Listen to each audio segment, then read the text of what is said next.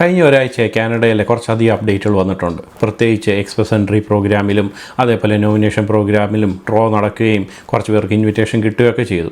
ഇതുകൂടാതെ തന്നെ കുറച്ചധികം മാറ്റങ്ങൾ കാനഡയിലെ എമിഗ്രേഷൻ സംബന്ധമായിട്ടും PR സംബന്ധമായിട്ടും ഉണ്ടായിട്ടുണ്ട്. ആ കാര്യങ്ങൾ നിങ്ങളുമായിട്ട് ഷെയർ ചെയ്യാനാണ് ഞാൻ വന്നേക്കുന്നത്. എല്ലാവർക്കും പുതിയൊരു വീഡിയോയിലേക്ക് സ്വാഗതം.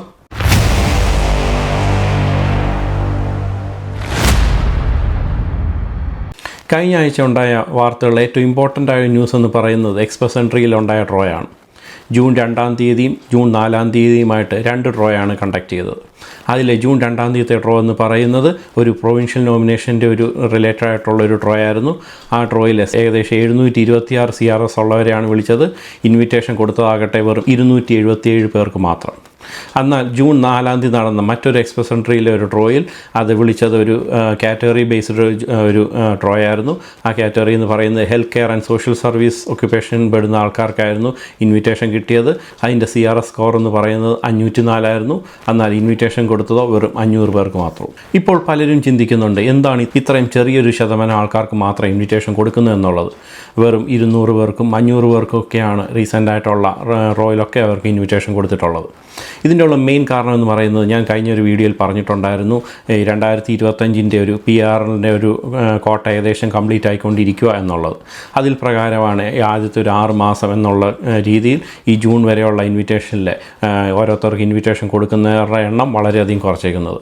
എന്നാൽ ജൂലൈ തൊട്ടുള്ള ഇനിയും ഫ്യൂച്ചറിൽ നടക്കാൻ പോകുന്ന ഡ്രോയിലൊക്കെ കുറച്ചുകൂടി കൂടുതൽ ആൾക്കാർക്ക് ഇൻവിറ്റേഷൻ കൊടുക്കുകയൊക്കെ ചെയ്യും. കാരണം അവർക്കെല്ലാം ഇനിയും എൻട്രി ചെയ്യാൻ പോകുന്നതോ അല്ലെങ്കിൽ അവർക്കെല്ലാം ഒരു PR കിട്ടാൻ പോകുന്നത് 2026 ഒരു കോട്ട പ്രകാരമായിരിക്കും. അതുകൊണ്ട് തന്നെ ഈ ഇത്രയും നാളും വളരെ സ്ലോ ആയിട്ടും അല്ലെങ്കിൽ കുറച്ച് പേർക്ക് ഇൻവിറ്റേഷൻ കൊടുത്തതിൻ്റെ മെയിൻ കാര്യം എന്ന് പറയുന്നത് 2024 ഒത്തിരി പേർക്ക് ഇൻവിറ്റേഷൻ കൊടുക്കുകയും അവർക്കെല്ലാം ഈ 2025 കോട്ടയിൽ ഉൾപ്പെടുന്നതൊക്കെ ചെയ്തുകൊണ്ടാണ്.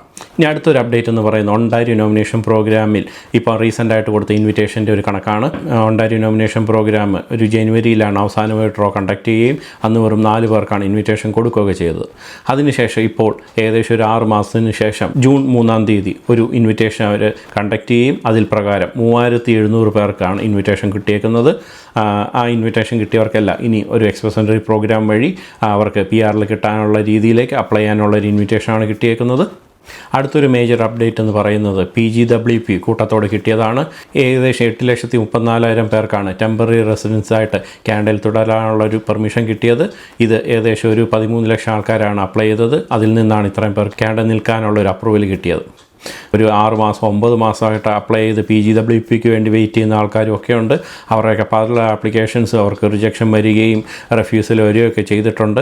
അങ്ങനെയുള്ളവർക്ക് വീണ്ടും അപ്ലൈ ചെയ്യാനും ഒക്കെ അവസരമുണ്ട്. ഇപ്പം അങ്ങനെ അപ്ലൈ ചെയ്ത് കഴിഞ്ഞാൽ വീണ്ടും ഏകദേശം ഒരു 6 മാസം തൊട്ട് 8 മാസം വരെ വീണ്ടും എടുക്കാൻ PGWP ഒക്കെ കിട്ടാനായിട്ട്. അങ്ങനെ PGWPയെക്കുറിച്ചുള്ളൊരു ഡീറ്റെയിൽഡ് ആയിട്ടുള്ള വീഡിയോ ഞാൻ ചെയ്തിട്ടുണ്ടായിരുന്നു. വീഡിയോ കണ്ടിട്ടില്ലാത്തവർക്ക് വേണ്ടി വീഡിയോയുടെ ലിങ്ക് ഈ വീഡിയോയുടെ അവസാനം ഞാൻ കൊടുക്കുന്നതായിരിക്കും.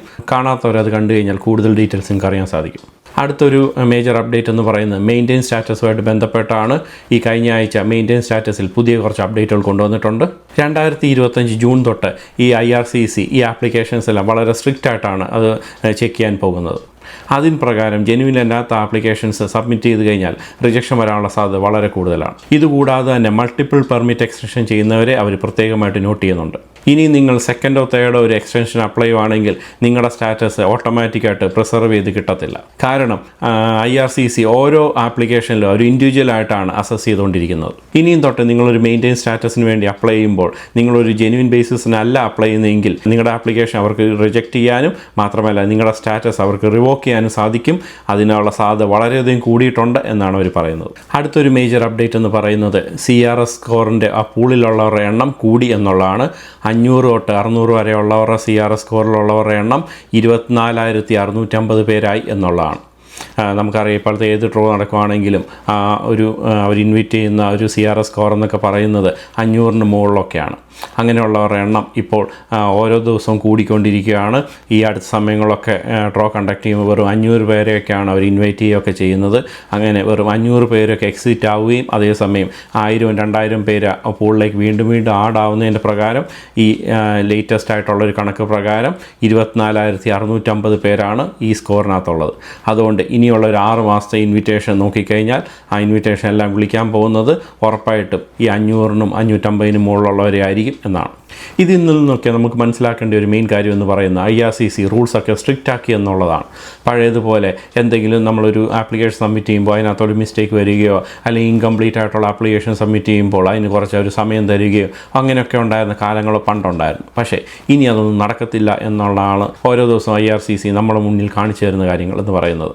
അങ്ങനത്തെ അപ്ഡേറ്റുകൾ പ്രകാരം ഇപ്പോൾ എന്തെങ്കിലും രീതിയിലൊരു ജെനുവിൻ അല്ലാത്തൊരു ആപ്ലിക്കേഷൻ ആരെങ്കിലും സബ്മിറ്റ് ചെയ്യാൻ ഉദ്ദേശിക്കുന്നുണ്ടെങ്കിലും അതുമല്ല ടൈം തീരുന്നതിൻ്റെ ആ സമയത്തായിട്ട് നമ്മളൊരു ആപ്ലിക്കേഷൻ സബ്മിറ്റ് ചെയ്യാനൊക്കെ ഉദ്ദേശിക്കുകയാണെങ്കിൽ അങ്ങനത്തെ ഒരു പരിപാടി ഇനിയും IRCCയുടെ മുന്നിൽ നടക്കത്തില്ല. അതുകൊണ്ട് തന്നെ നിങ്ങളൊരു ആപ്ലിക്കേഷൻ സബ്മിറ്റ് ചെയ്യുകയാണെങ്കിൽ നല്ല രീതിയിൽ അതിനെക്കുറിച്ച് സ്റ്റഡി ചെയ്തതിന് ശേഷം കൃത്യസമയത്ത് ഒട്ടും ഒരു ദിവസം പോലും താമസിക്കാതെ ആപ്ലിക്കേഷൻ എല്ലാം കൃത്യമായിട്ട് സബ്മിറ്റ് ചെയ്യുകയും ഒക്കെ ചെയ്താൽ മാത്രമേ ഇനിയും കാനഡ പോലത്തെ രാജ്യത്ത് തുടരാൻ പറ്റത്തുള്ളൂ.